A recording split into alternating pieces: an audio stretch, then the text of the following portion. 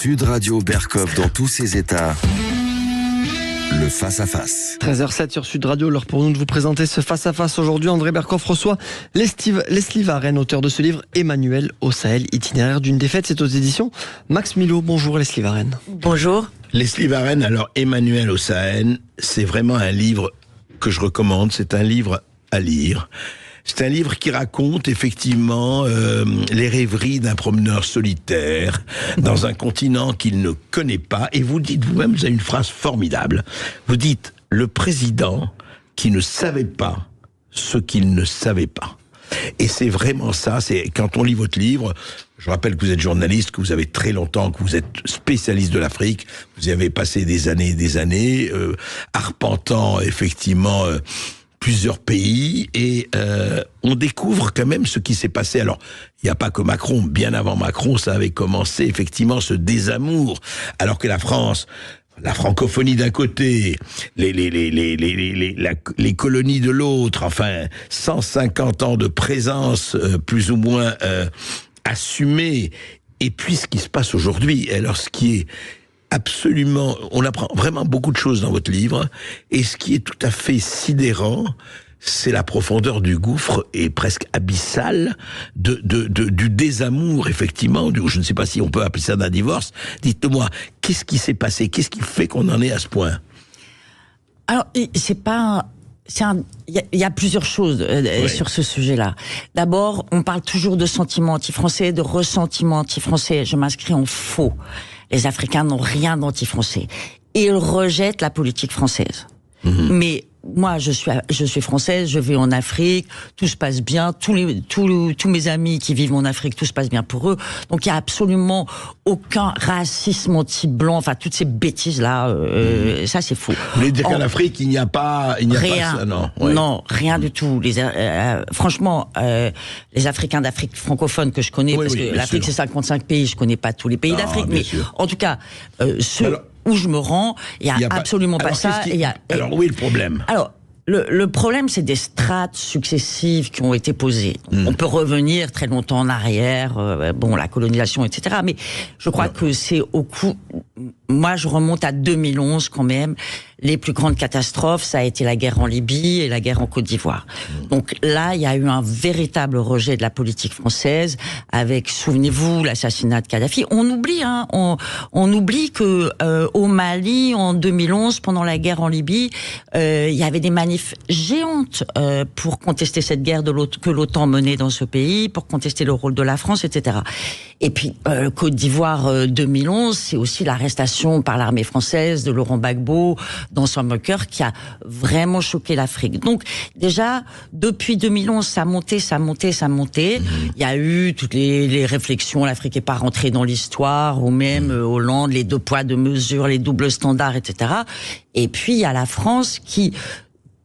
devenu atlantiste avec son retour dans le commandement intégré de l'OTAN, Sarkozy, oui. Depuis Sarkozy, qui maintenant fait partie d'un bloc occidental et qui paye pour l'ensemble de l'œuvre de ce bloc occidental. Donc c'est des strates qui se sont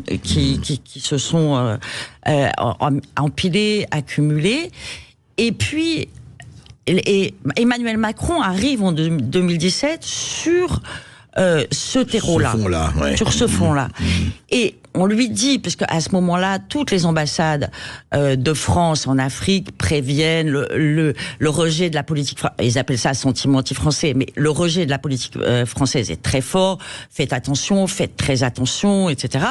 Et Emmanuel Macron ne prend pas la mesure de ce qu'il faudrait faire à l'époque pour changer tout ça. Et il va finir par se comporter comme un président français, toujours président d'une nation indispensable, exceptionnelle, la grande France, qui n'est déjà plus là. Et il réalise pas que le monde a changé et que les pays africains maintenant ont le choix de leurs partenaires. Donc ça va monter. Ouais. Alors on va en parler, mais juste je voudrais que vous rappeliez que quelques jours après sa nomination, son élection, il vient où et dans quelle occasion? Alors, quelques jours. C'est 5 jours, 5 jours après son investiture. Il arrive à Gao.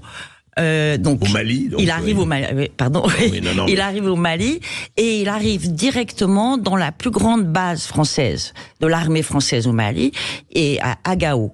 Et il arrive sans passer par la capitale. Il va pas voir le président du Mali d'abord. Il va pas saluer Ibrahim Boubacar Keïta. Ça, c'est la première polémique en Afrique de son quinquennat. C'est 5 jours après son investiture. Parce qu'en Afrique, on respecte les ancêtres. Donc, il n'avait pas à arriver dans la base de l'armée française comme si c'était un département français. Il fallait respecter la souveraineté de cet État. Et puis, il faut pas oublier que quand il arrive en 2017, l'armée française est sur place depuis 2013 et la situation n'a fait que se dégrader. Donc les Maliens commencent à être tendus et commencent à se dire qu'est-ce que c'est que ces Français qui sont là et qui n'arrivent pas à ramener et à pacifier le pays. Donc il arrive dans une situation qui est déjà pas facile. Et il va pas saluer le président Ibrahim Boubacar Keïta, et il va avec Le Drian et puis l'éphémère ministre des Armées, Sylvie Goulard, et il reste 6 heures. 6 heures chrono, hein. Et il repart après 6 heures, c'est ça. Il fait un petit tour d'hélico au-dessus du Niger, il reste 6 heures chrono, et là, il fait un discours extrêmement autoritaire. Je vais tout arranger, je vais tout arranger, je sais, j'ai les clés, je sais comment il faut faire, j'ai la feuille de route, je serai très exigeant avec mes partenaires, avec les partenaires maliens. Et d'ailleurs, le plan Barkhane va rester jusqu'au bout, jusqu'à la pacification. Les soldats français ne partiront que lorsque le dernier djihadiste aura disparu du Mali, ce qui évidemment ne se passera pas, et les soldats français seront obligés de partir, je rappelle quand même, seront obligés de partir du Mali, du Burkina Faso et enfin du Niger. En juillet 2023 dans les conditions terrifiantes que... On va en parler justement, on va en parler avec vous, Leslie Varenne, après cette petite pause. Et effectivement, qu'est-ce qui s'est passé autour? Vous racontez un peu toute cette histoire.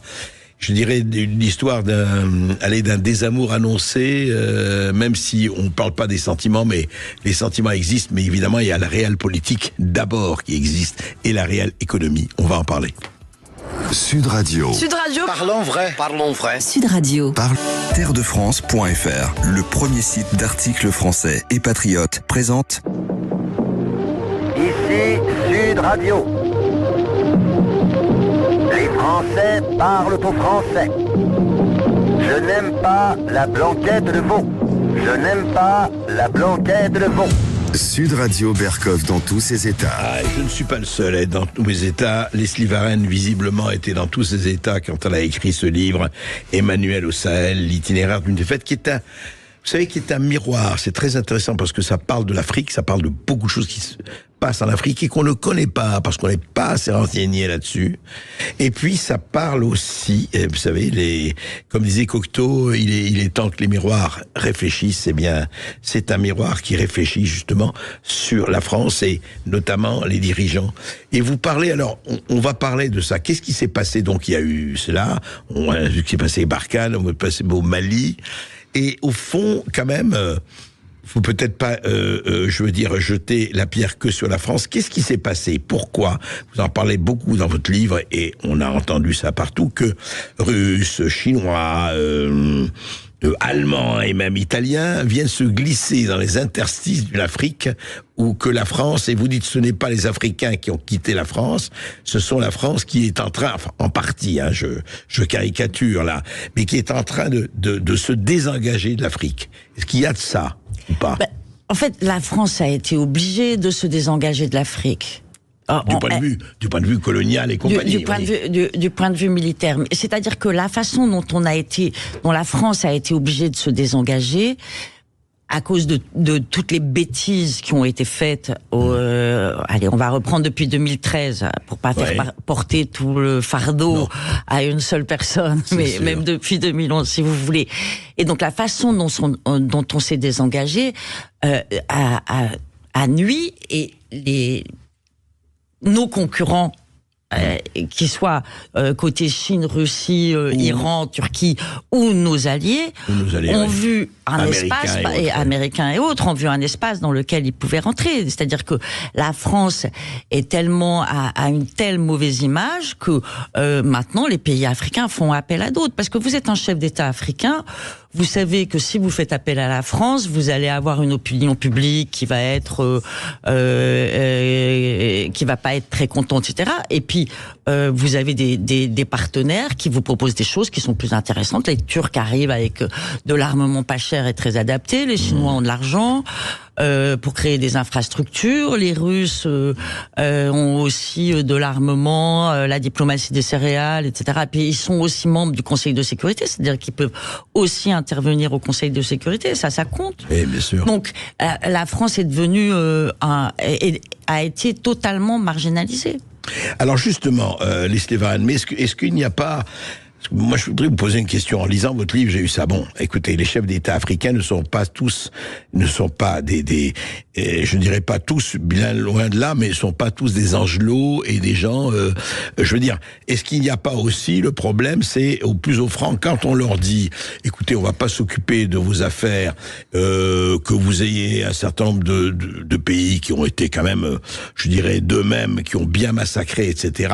Nous, on va s'occuper de faire des affaires avec vous, de l'économie, de vendre des armes, et puis vos régimes, alors on dit c'est très bien, certes, mais enfin quand même, je veux dire, est-ce qu'il n'y a pas de part et d'autre, là-dedans, beaucoup de cynisme, franchement? Ah mais il y a beaucoup de cynisme, mais de la part de tout le monde. De tout le monde, on est bien d'accord. Parce que, si vous voulez, la géométrie variable de la France, elle existe aussi. Vous avez, la France soutient par exemple la Guinée, Conakry, avec un putschiste qui s'appelle Mamadi Doumbouya.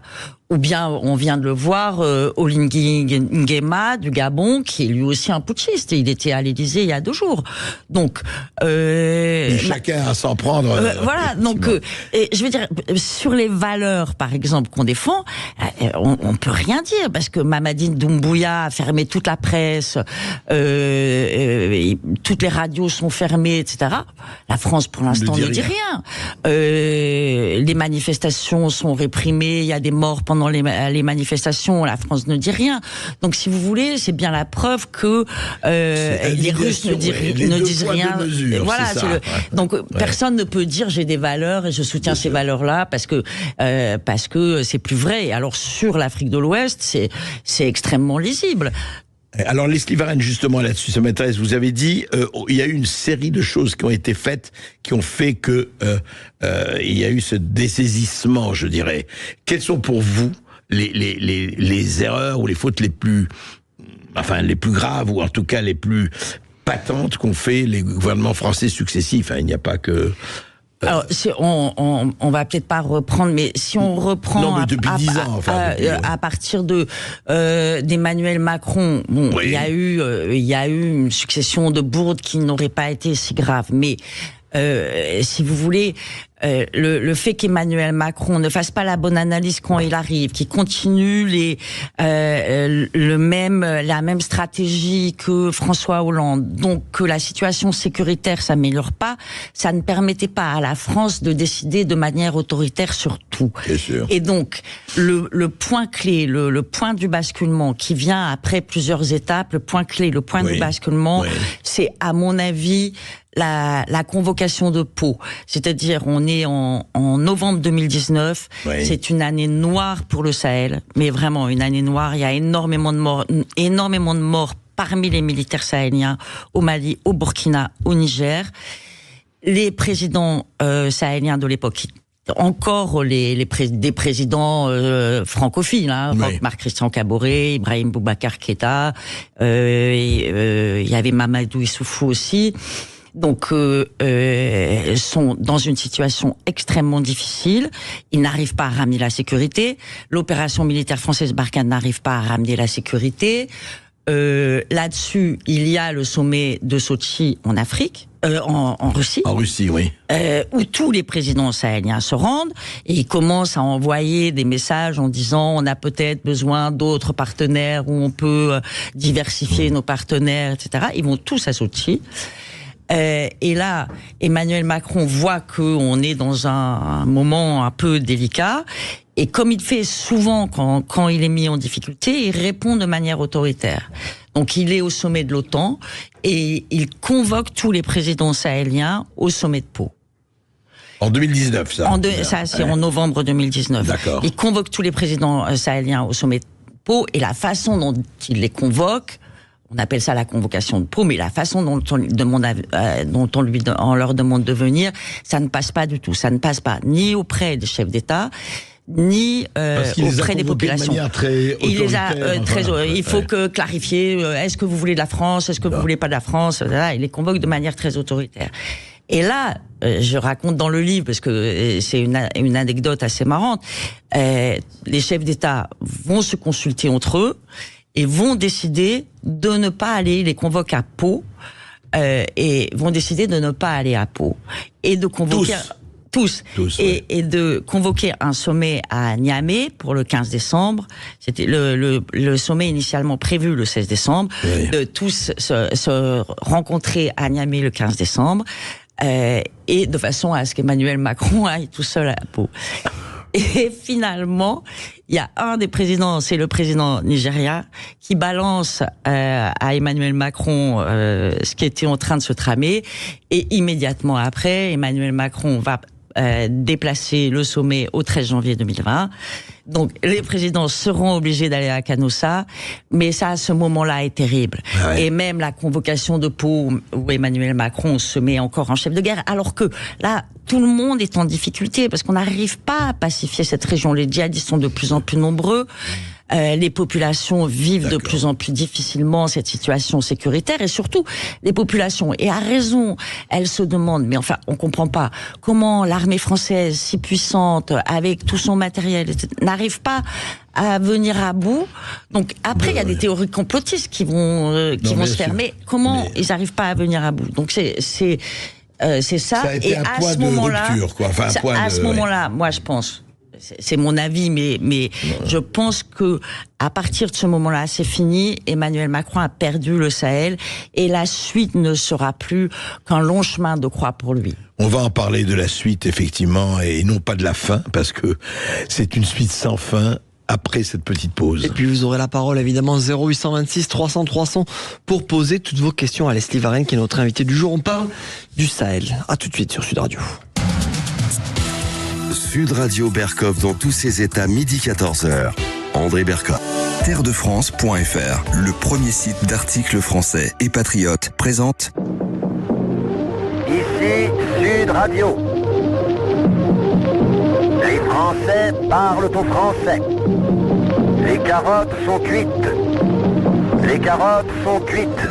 Sud Radio Berkov dans tous ses états. Ouais, je ne sais pas si les carottes africaines sont cuites, mais en attendant, la saga d'Emmanuel au Sahel, itinéraire d'une défaite dont vous parlez, Leslie Varenne, livre qui est paru aux éditions Max Milo, c'est quand même quelque chose d'assez assez attristant pour nous. Quand on le lit, mais je voudrais continuer un peu sur cet inventaire, on ne peut pas tout voir, je renvoie au livre et vraiment je le recommande, qui est au Niger, vous dites la chose la plus catastrophique, et ça a été le Niger, la plus dramatique. Oui, ça a été le Niger parce que il faut voir, le Niger, ça arrive après déjà une accumulation d'erreurs. L'armée française a déjà été obligée de quitter le Mali, obligée de quitter le Burkina. Et là, il y a le coup d'État du 26 juillet 2023 au Niger. Et alors qu'il y avait eu 5 coups d'État auparavant, et que, quels que soient les coups d'État, personne n'avait demandé que le chef d'État déchu soit remis à son poste. On avait entériné les coups d'État, tous les coups d'État étaient passés comme des lettres à la poste. D'accord. Et là, le coup d'État de juillet 2023, la France se cabre et demande que le président Mohamed Bazoum du Niger soit remis à son poste. Et vraiment, on demande que le président... pratiquement. C'est une exigence que le président démocratiquement élu soit remis en place, etc. Ce qui est déjà une bêtise Pour une raison, c'est que une fois qu'un coup d'État a 48 heures, c'est extrêmement difficile de remettre un chef d'État sur son fauteuil. Ça, on le sait. On le sait, oui. Ensuite, ce qui était très difficile, de cette demande était très difficile, c'est que ce coup d'État a très vite été populaire, a très vite été porté, parce que la France, mais pas que la France, hein, les Européens, etc., souvent, ils racontent des histoires, ils finissent par y croire. C'est la fameuse phrase, vous savez, nous sommes un empire maintenant, nous créons notre propre réalité. Ça s'appelle la prophétie autoréalisée. Les prophéties autoréalisatrices. Donc, ils avaient déclaré que l'élection de 2021 était une élection démocratique, que Mohamed Bazoum avait été élu démocratiquement, etc. Oui. Ce qui était faux, et tous les Nigériens le savaient. C'était une passation de pouvoir entre l'ancien président et le nouveau président. Je ne rentre pas dans tous les détails. Et donc, quand les Nigériens, quand la population nigérienne voit que on se cabre, que la CEDEAO, l'organisation sous-régionale, met des sanctions, que la France soutient ces sanctions, etc., la population sort pour soutenir la junte. Et là, tout le monde, enfin la CEDEAO et la France vont faire une erreur majeure, c'est de dire si vous ne remettez pas en poste au pouvoir Bazoum, il y aura une intervention militaire. Ils l'ont dit officiellement. Ils l'ont dit officiellement. Et donc, là, il y a une levée de bouclier. Comment vous voulez imaginer une intervention militaire dans un pays qui, depuis 10 ans, est en guerre, où la CEDEAO n'avait jamais rien fait pour les décontrôler. La CEDEAO, rappelons, c'est l'organisation sous-régionale de chefs d'État. Des chefs d'État, oui, africains. Oui. Et donc, comment vous voulez que ce soit accepté dans un des pays qui est le plus pauvre du monde? On leur met des sanctions terrible contre économique, alors que c'est un pays enclavé. Enfin, c'est toute une succession et les populations supportent pas. Donc, elles vont soutenir la junte. Il va y avoir des grands mouvements populaires et à ce moment-là, comme la France, Emmanuel Macron reste droit dans ses bottes, il veut l'intervention, ça va durer 2 mois. Hein. Et donc, la population sort et la junte au pouvoir va demander le départ des militaires français. Et là, il y aura ces scènes absolument dévastatrices pour la France, où la population va camper devant la base militaire de la France à Niamey, exigeant le départ des forces militaires. Le Niger va demander le départ de l'ambassadeur de France. La France va refuser. Donc on va se retrouver dans une situation absolument inédite où on a nos forces militaires plus un ambassadeur qui sont cloîtrés chacun dans leur base. Oui. Et ça, c'est franchement, c'est du jamais vu. Ça va durer. Emmanuel Macron ne va rien lâcher, mais alors rien lâcher pendant 2 mois. Les manifestations vont continuer. Et puis fin septembre. Alors parce qu'Emmanuel Macron, ce que j'ai oublié de dire, comptait sur une intervention militaire de la CEDEAO et comptait des chefs d'État africains. Et comptait aussi sur peut-être l'aide des autres partenaires européens. Tout le monde va se dissocier de cette intervention militaire, l'Italie, l'Allemagne, les Américains qui refusent cette opération militaire, tout le monde va se dissocier de cette posture, il va rester dans cette posture malgré tout jusqu'à la fin septembre. Et puis à la fin septembre, il va finir par jeter l'éponge comme si de rien n'était et comme si rien ne s'était passé. Mais là, ça a été la menace d'intervention militaire sur ce coup d'État. A laissé des traces. Ah oui. Oui, et ça laisse des traces encore aujourd'hui, parce que la junte à Niamey ne veut plus entendre parler de la France, les Français n'ont plus de visa, tout est bloqué. Je rappelle quand même que dans ces 3 pays, on n'a plus d'ambassadeur de France. Hein. Actuellement, il n'y a aucun ambassadeur de France. Il n'y a plus d'ambassadeur de France, ni au Niger, ni au Burkina, ni au Mali. Mais c'est quand même un résultat triste. Oui, si c'est triste. Oui, c'est très triste. Et au Niger, on aurait pu s'éviter ça parce que on avait vu comment ça s'était passé au Mali. On avait vu que les sanctions avaient soulevé les foules et avaient au contraire apporté une légitimité à la junte malienne. Donc on savait que les sanctions c'était contre-productif. Aussi, ouais. On l'avait vu au Burkina. Donc on aurait pu échapper à ça. Il suffisait juste de voir toutes les leçons de ce qui s'était passé avant, aurait pu être tirées. Et ça n'a pas été fait. C'est pour ça que ça donne un portrait de nos dirigeants. Enfin bon, on peut en parler, mais il y a quelque chose que je voudrais évoquer avec vous. Vous en parlez dans le livre, Leslie Varenne, qui est quand même, je ne dirais pas le point d'orgue, mais qui nous a tous laissé pantois à l'époque déjà. Vous dites d'ailleurs, vous l'écrivez comme ça, à cette litanie s'ajoute également une perle, c'est ce que vous écrivez dans votre livre, un bijou, une merveille, celle d'avoir confié l'Organisation internationale de la francophonie.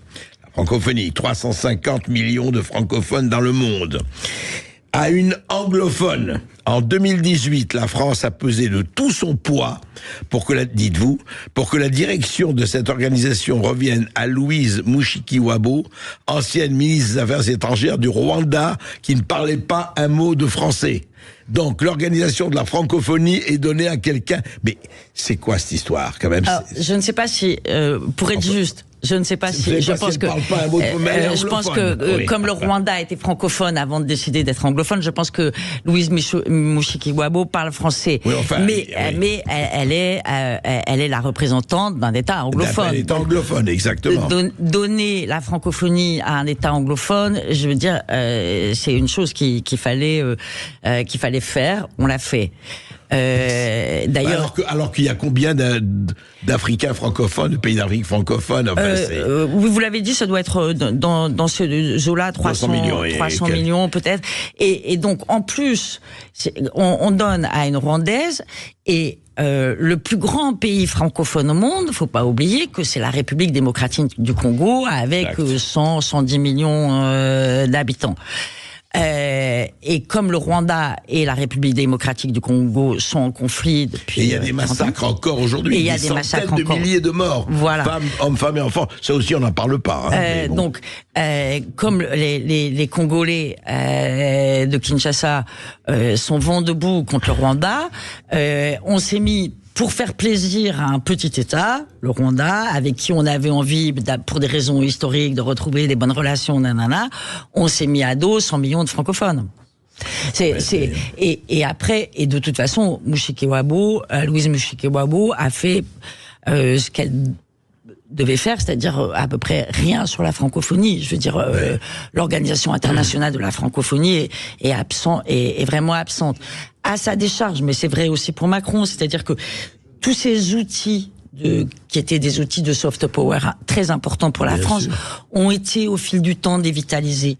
Et donc là, ça a été dévitalisé sous Sarkozy, sous Hollande, et puis maintenant, on arrive à la fin de la course. Certes, mais on peut-être justement, vous parlez toujours, et c'est vrai que ça remonte, c'est pour ça il ne s'agit pas de porter toutes les responsabilités sur une personne, qu'elle soit présidente de la République, c'est clair, mais enfin, on peut revitaliser. On peut changer de voie, on peut changer de direction, ça arrive. C'est ça, le facteur humain. C'est aussi de regarder et changer de direction. Esteban, je crois que nous avons... C'est Jean-Paul qui nous appelle depuis Draguignan. Bonjour Jean-Paul. Bonjour Jean-Paul. Oui. Bonjour Jean-Paul. Bonjour madame, bonjour André, merci de me donner la parole. J'aurais une question madame à vous poser. Ne pensez-vous pas qu'il y a un manque de connaissances de la part de notre cher président et de ceux qui l'entourent, des us et coutumes que l'on doit avoir envers d'autres pays, qu'il y a une forme d'arrogance quand on voit l'arrogance qu'il a envers le peuple français, ne serait-ce que pour le citer. Et de plus, je vous dirais que tout ce que vous avez dit m'amène à une inquiétude supplémentaire vis-à-vis de la diplomatie que l'on a aussi envers la Russie. Voilà, je pense qu'on a à notre tête des gens qui ne sont que dans leur ego, qui ne sont que dans leur petite gloire, et il n'y a plus de diplomatie française, il n'y a plus de discussion, ils veulent imposer, avoir raison de tout, sans s'occuper de ce que peuvent penser les interlocuteurs qui sont face à eux. Et je trouve que cela est très dangereux, et au travers de ce que vous nous avez expliqué, notamment que l'on n'a plus d'ambassadeurs dans ces trois pays, je trouve que les Français, et notamment les parlementaires et autres sénateurs, devrait quand même s'emparer un peu de ces affaires et d'essayer de mettre un terme à tout cela. Merci Jean-Paul. C'est moi qui vous remercie. Je dois dire, c'est vrai, Leslie Varenne, vous en parlez dans votre livre. Il faut quand même le rappeler, même si on avait des copains qu'on mettait en poste d'ambassadeur, mais là, le Quai d'Orsay n'existe plus, pratiquement. Enfin, le corps diplomatique en tant que tel. Emmanuel Macron a décidé, quand il décide, vous savez, c'est lors du dernier remaniement, où il dit, il demande à ses ministres d'être des soldats de l'an 2, des soldats révolutionnaires, et que maintenant il faut lutter contre le grand effacement. Parole, des actes. Voilà, lutter contre le grand effacement de la France. Et c'est intéressant parce qu'Emmanuel Macron a des fulgurances, donc c'est lui-même qui parle du grand effacement de la France. Hein, c'est pas moi qui le dis. Donc et il a bien conscience de ça.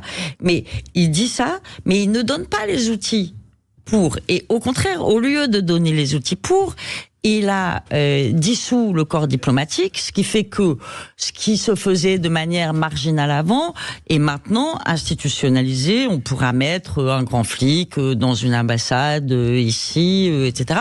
Et qui fait que la spécialisation, la passion, les connaissances, l'expérience, parce que la diplomatie, on le voit souvent, hein, la diplomatie, c'est des mots. On n'emploie pas un mot à la place d'un autre. Vous avez vu ce que Motroupossol a fait comme, qui est pas un mot diplomatique. Motroupossol en Ukraine, voilà. etc. Oui. Et donc, tout ça, c'est un métier. Et c'est vraiment un métier d'orfèvre.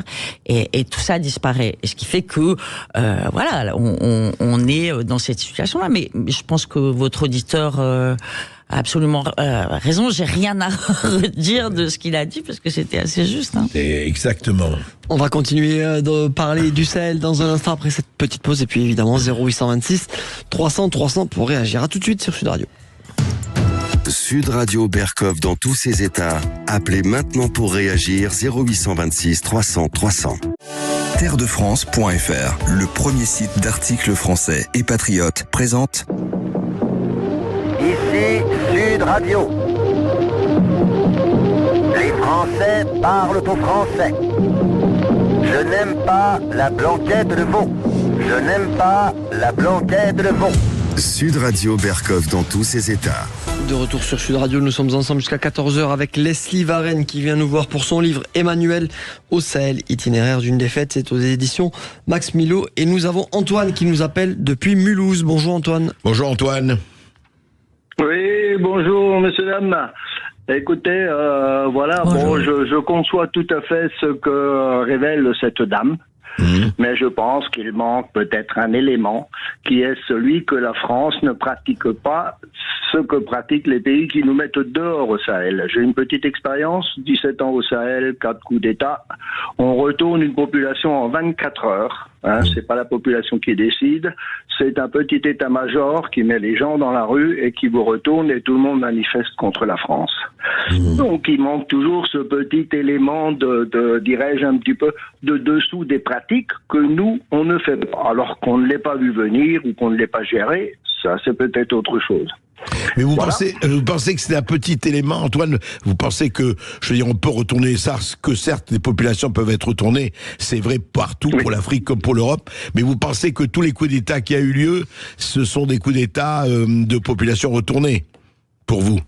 Non, c'est pas la population qui est retournée, c'est un petit état-major de 8-10 bonhommes, que j'ai fréquenté, je vais dire que j'ai pratiqué ou que j'ai connu, qui avant étaient, comment dirais-je, ils étaient toujours adeptes à la France, parce qu'on avait aussi ça du temps quand les socialistes sont venus, après l'appel de la Baume, on a eu le RPR, on a eu la mairie de Paris, j'ai vécu tout ça, monsieur. Oui. Donc, on travaillait en France, mais on a incarné de partis, et j'ai toujours, je militais avec les Nigériens que je connaissais, je disais toujours faites des relations d'État-État et pas de parti à parti. Ouais. Bon, aujourd'hui, ce n'est plus la question de parti à parti avec la France et les États du Sahel, Mali, Burkina, Niger, quand on compare les coups d'État et de la façon dont ils se sont produits, c'est qu'on voit bien que derrière, il y a une manœuvre qui est différente par rapport à la nôtre, mais qui est la même dans ces 3-4 pays du Sahel. Et d'autres qui vont peut-être suivre. Qu'en pensez-vous, Leslie Varenne? Je pense que chaque coup d'État est différent. Et donc, dans le livre, d'ailleurs, j'ai tout un long chapitre coup d'État dans lequel je décris les coups d'État par le menu. Il y en a pas un qui s'est passé de la même manière. Moi, je vois 2 coups d'État qui ont après un soutien populaire. C'est le Mali, le premier au Mali en août 2020 et celui de juillet 2023 au Niger, parce que c'est 2 coups d'État qui viennent débloquer des situations démocratiques bloquées. Au Burkina Faso, c'est autre chose, c'est l'armée entre elles. Donc c'est encore un autre problème. Il n'y a pas eu de soutien populaire au Burkina Faso. En Guinée, c'est le plus spécifique parce que, comme je raconte dans le livre, à mon avis, il y a eu au moins une ingérence extérieure, même si la population l'a accepté parce qu'il y avait eu un 3e mandat. Mais donc, et au Tchad, c'est encore autre chose puisque c'est un coup d'État constitutionnel. Donc tous les coups d'État sont différents. Que on retourne la population. Alors c'est vrai que les chefs d'État eux-mêmes ont payé des manifestants, qu'on peut instrumentaliser des manifestants. On peut le faire, c'est clair. On peut le faire. Ça s'est fait d'ailleurs. Les chefs d'État, avant les coups d'État, les chefs d'État l'ont fait. Après les coups d'État, ils l'ont encore fait. On paye 1000 francs par-ci, 1000 francs par-là. On peut avoir une manif, des manifs gigantesques comme il y a eu au Mali et au Niger. Lorsque les sanctions ont été imposées, c'est impossible. Il y a un vrai soutien populaire. Donc on fait quand même la différence entre les instrumentalisations et le soutien populaire. Une junte ne peut pas tenir sans soutien populaire. En tout cas, sauf si elle est dans la répression, comme au Burkina Faso actuellement, mais comme dans d'autres pays. Mais c'est vrai, en tout cas, que c'est toujours très compliqué. Il y a toujours un côté, effectivement, de corruption et autres qui existe, mais ça ne suffit pas à expliquer. Ça suffit pas, et on peut pas le tableau. Alors ça suffit pas à expliquer, on peut pas essentialiser, on peut pas. Il y a jamais un seul critère, il y a beaucoup de critères, donc on peut dire une chose et son contraire. En tout cas, moi je renvoie à votre livre, que vous soyez ensuite d'accord ou pas d'accord, mais lisez-le. Il y a encore une fois énormément d'éclaircissements.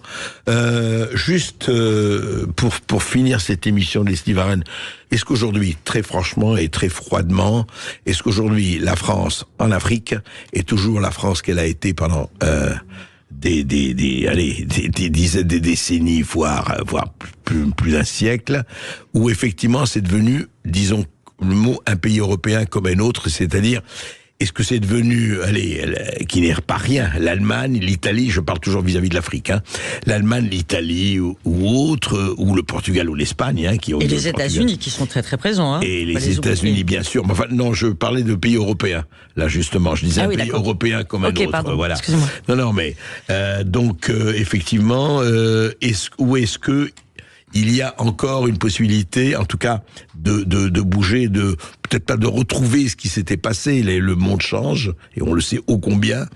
Mais voilà, qu'est-ce qui peut se faire, ou surtout, est-ce qu'on est aujourd'hui, un pays, entre guillemets, tristement normalisé?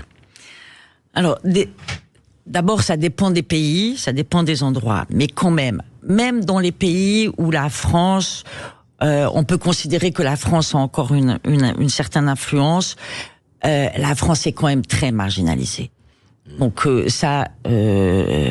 même comme la Côte d'Ivoire ou même comme le Cameroun, si vous prenez l'Afrique. Même le Sénégal. Alors, le Sénégal, ils viennent de changer, et donc la France aura un rôle à jouer. Alors là, comme un autre pays européen. C'est ça. Mais même dans des pays où la France a encore des liens étroits. Sa voix portera beaucoup moins. Dans d'autres pays où là il y a eu des confrontations, donc c'est tous les pays du Sahel. Je pense que c'est terminé. Ça c'est terminé comme c'était avant, quoi. C'est terminé. Tant que, de toute façon, c'est terminé comme c'était avant partout. Partout, oui. Ça, c'est partout. Après, on aura un rôle plus ou moins. La France a encore une image, un rôle symbolique, mais pas déterminant. Il restera la francophonie un peu. Il restera alors, mais bon, dans les pays du Sahel, en tout cas, tant que les mêmes chefs d'État restent en place de part et d'autre, je pense qu'on ne pourra pas bouger. Là, il faudra des changements pour que ça bouge, parce qu'on a été trop loin dans les invectives, dans les menaces, etc. Après, la France a encore des atouts, bien sûr. Mais ça ne pourra plus se faire comme avant, et j'aime à dire que ça ne pourra se faire que dans un rapport respectueux. Avec des présidents qui savent ce qu'ils sachent. Avec des présidents qui savent ce qu'ils ne savent pas. Avec des présidents qui sont conscients de ne pas tout savoir. Voilà. Merci mieux. Leslie Varenne d'avoir été avec nous. Merci André Berkoff d'avoir animé cette émission. On rappelle votre livre, Leslie Varenne, Emmanuel au Sahel, itinéraire d'une défaite. C'est aux éditions Max Milo. On va se retrouver demain entre midi et 14h. Et tout de suite, c'est Brigitte Lahaye sur Sud Radio. À demain. Sud Radio Berkoff dans tous ses états, midi 14h. André Berkoff. Avec terredefrance.fr, le premier site d'articles français et patriotes.